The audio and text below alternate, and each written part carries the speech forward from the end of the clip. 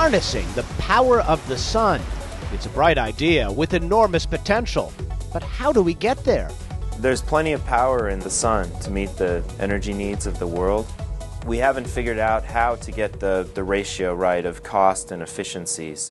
Put it in there and then spray. This spray paint could be part of the future of solar power. With support from the National Science Foundation, chemical engineer Brian Korgel and his team at the University of Texas are developing spray-on solar cells. They're being tested as alternatives to the sometimes bulky, fragile devices now used to capture the sun's rays.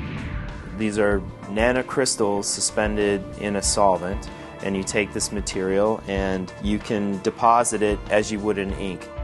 These are actual devices, test devices made of the solar ink, deposited on plastic. And so these are devices that are sandwiches where you have the metal contact on the bottom and metal contact on the top to extract the charge out, and the middle part absorbs the light. The goal is to use these nanoparticles to coat large, layered solar collectors that are cheap and flexible, even printing them the way newspapers are. You want to produce something that's very user-friendly. And the final product would look something like, ideally would look something like today's shingle. But there are many challenges before you'll be able to buy these nanoparticle solar shingles to power your house. They work, but we need to get the efficiency better.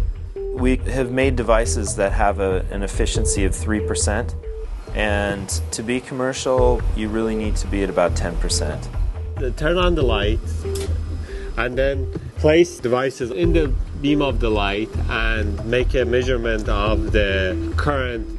The efficiency of the last device we tested is a little above 1% efficient.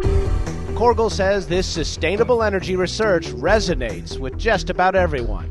When they hear that somebody has come up with a way to make a solar cell by spray painting it, they get really excited. In this lab, there are plenty of new ideas under the sun. For Science Nation, I'm Miles O'Brien.